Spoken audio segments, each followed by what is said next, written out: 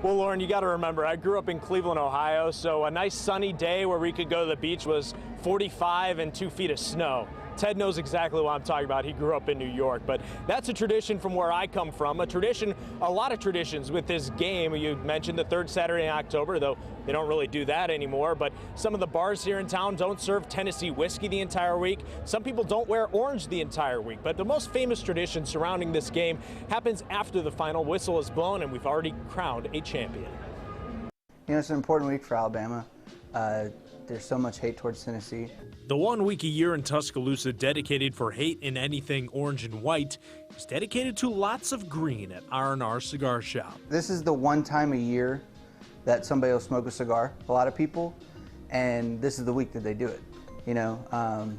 So, you know, there's people that we won't see, we'll see them once a year. When I came here as a freshman, I wasn't really familiar with it. I used to see pictures of football players and stuff with smoking cigars in the locker room after Tennessee wins, but as a freshman, I kind of got oriented into it. For over 100 years, traditionally on the third Saturday in October, Alabama and Tennessee play football. And after the game, It started back during Bear Bryant's era. the win is solidified with the smell of burning tobacco. Honestly, being on a college budget, I got to get one of the cheapest ones, but I got to carry on the tradition as well as I can. I think this rivalry has a lot of deep-seated hatred. The tradition began in the 1950s when trainer Jim Goosetree began handing out celebratory cigars for beating the Volunteers. The gesture became a yearly tradition.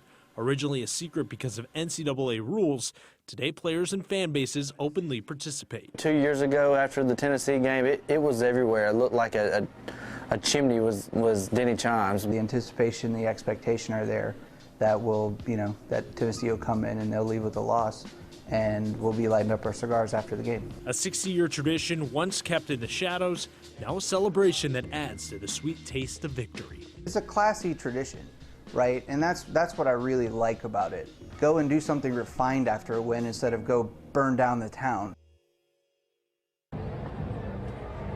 And thanks to Chris Womack for helping put that story together. And one of the most unique parts about this tradition is the fact that it is technically illegal by the NCAA. And we asked Greg McElroy about it yesterday, and he said, sorry, I can't talk about it. So everyone knows it goes on, but the players and coaches just don't acknowledge it at all. But you better believe we have some victory cigars ready to go in any eventuality. As the owner of R&R Cigars says, you know what, I'll smoke a victory cigar no matter what, no matter who wins. So everyone hoping for a victory here for the Alabama Crimson Tide as fans file into the stadium. Game time coming up closer and closer. But we got more to come on the WIT 42 Red Zone after the break.